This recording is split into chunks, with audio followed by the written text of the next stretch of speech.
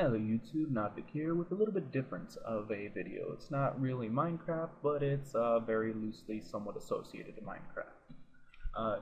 Those of you who have seen Joe Hills' videos have seen that he has recently begun printing and publishing his game Pitfalls and Penguins, which is kind of a spin-off of D&D, supposed to be more funny and less restraining than D&D, I suppose. I've never really played D&D, so I don't know. But because he's got a following and the people that he has playing with him already on streams have a following, there's probably going to be a lot of little internet groups popping up to play the game together. And so I created a little tool for those of you who don't have the fancy Dungeons and Dragons dice.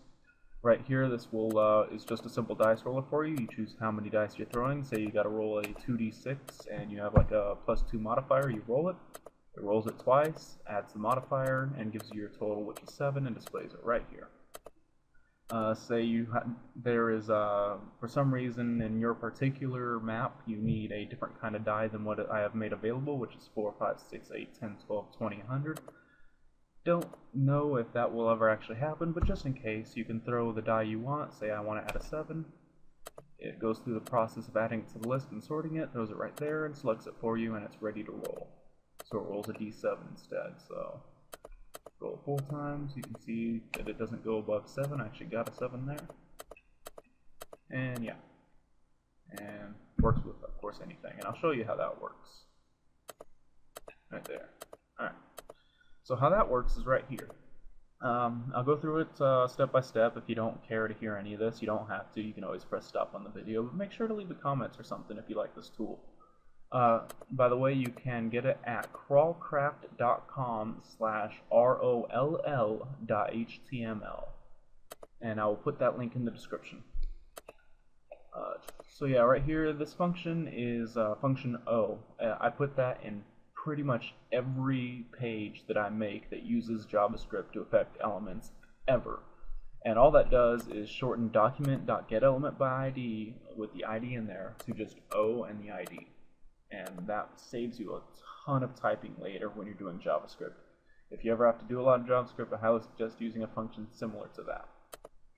Here is the roll function, which describes the max for the die that is being rolled at the time, makes that the maximum value of a random, and 1 is the minimum value, and it does math.floor to make sure it drops down to that value, since randoms give you a 10 digits past the decimal point or more something in rare occasions. I think it rounds to 10 now. I don't know, I haven't looked into how JavaScript works in many years. But here's the actual rolling function. It grabs the die you have selected, the modifier, the how many rolls, which is the first section here you want to roll, makes a variable to hold the equation at the bottom to show display it, and a returned or totaled number, which starts at 0. It sets the text area here where all that's displayed to nothing. It rolls it. Rolls it for however many rolls you've selected. Gives you the you got var c is returned from the roll. Adds that to the total and adds that to the equation at the end, and it gets displayed in the text area. Then it adds the modifier and tells you that it's adding the modifier, and then adds that part to the equation. Drops off the first character of the equation since it would have a plus before that first 9 if I didn't do that, and then displays the equation and sets the total right here. Function SF is just my sort function to turn it into an alphanumeric order when you add your custom die. This is to add a custom one right here. It sets the variables early so I don't have to type extra stuff out. Where CU is the current number you're adding to the list. T is the actual list. V is how many objects are in the list currently. R is the text area it's editing. Tar is a blank array to hold stuff temporarily. Cell is 0 for now. That will be the selected elements in the list later. It tells you what it's doing. All this r.value equals r.value plus equals, or however I've typed it over and over here again. is just displaying what's going on. Right here, it grabs all the options in the list and throws them into the tar array. R, blah, blah, blah. Here's where it sorts it by the sort function up here, putting in alphanumeric order. R.value, blah, blah, blah. And then right here, it deletes all the stuff in the current list. Right here, it re-adds everything in the sorted order into the current list. And when it finds, while it's sorting it, adding it to the list, when it finds the one you have just added, it sets cell to that. And then right here, it selects that one at the end and tells you it is done. And that's how that works.